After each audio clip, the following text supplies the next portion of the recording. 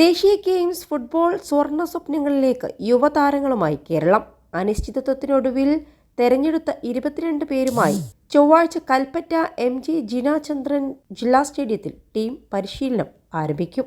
ഈയിടെ ഹൈദരാബാദിൽ സമാപിച്ച സന്തോഷ് ട്രോഫി ഫുട്ബോളിൽ റണ്ണറപ്പായ സംഘത്തിലെ ഒരാൾക്ക് പോലും അവസരം നൽകാതെയാണ് ദേശീയ ഗെയിംസ് ടീമിനെ ഒരുക്കിയിരിക്കുന്നത്. ഷെഫീഖ് ഹസനാണ് പരിശീലകൻ. 31 പേരുടെ പട്ടിക തയ്യാറാക്കി ജനുവരി 7-ന് കൽപ്പറ്റയിൽ ക്യാമ്പ് തുടങ്ങിയിരുന്നു. ആദ്യഘട്ടം എത്തിയതാവട്ടെ 19 പേർ. ഇതിലൊരാൾ പിന്നീട് ക്യാമ്പ് വിട്ടതോടെ 18ആയി ചുരുങ്ങി. തുടർന്ന് 12 പേരുടെ കൂടി പട്ടിക പുറത്തിറക്കിയെങ്കിലും 5 പേരെ എത്തിയുള്ളൂ.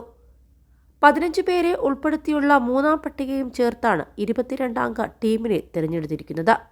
21 ലക്ഷത്തോളം സന്തുഷ്ടരായ ഉപഭോക്താക്കളും 2 ലക്ഷത്തോളം തിമിര ശസ്ത്രക്രിയകളും പൂർത്തിയാക്കിയ മലബാറിലെ ഏക കണ്ണാശുപത്രി Al Salama eye hospital, hospital road, Perinthalmanna.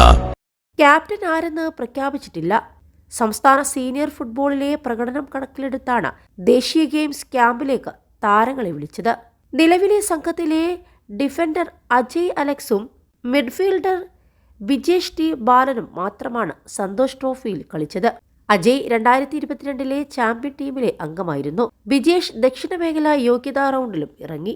Super league കേരളയിൽ കളിച്ച 3 കേരള പോലീസിലെ 4 ഗോകുലം കേരളയിലെ 3 പേർ സംഘത്തിലുണ്ട്. കേരള പോലീസിലെ കെ അഭിനവാണ് ഒന്നാം ഗോൾ കീപ്പർ. സൂപ്പർ ലീഗിൽ കണ്ണൂർ വാരിയേഴ്സിന്റെ സഹപരിശീലകനായിരുന്നു ഷെഫീഖ് ഹസൻ. 27 വരെ പരിശീലനം തുടരാനാണ് ഇപ്പോഴത്തെ തീരുമാനം. അടുത്ത ദിവസങ്ങളിൽ Wayanad United, Gokulam Kerala reserve team തുടങ്ങിയവരുമായി പരിശീലന മത്സരങ്ങളുണ്ട്. 30-ന് ഹൽദ്വാനി സ്പോർട്സ് കോംപ്ലക്സിൽ മണിപ്പൂരിനെതിരെയാണ് ദേശീയ ഗെയിംസിൽ കേരളത്തിന്റെ ആദ്യ പോരാട്ടം. ഈ സാഹചര്യത്തിൽ മിക്കവാറും 27-നും ടീമിന് ഉത്തരാഖണ്ഡിലേക്ക് തിരിക്കേണ്ടി വരും.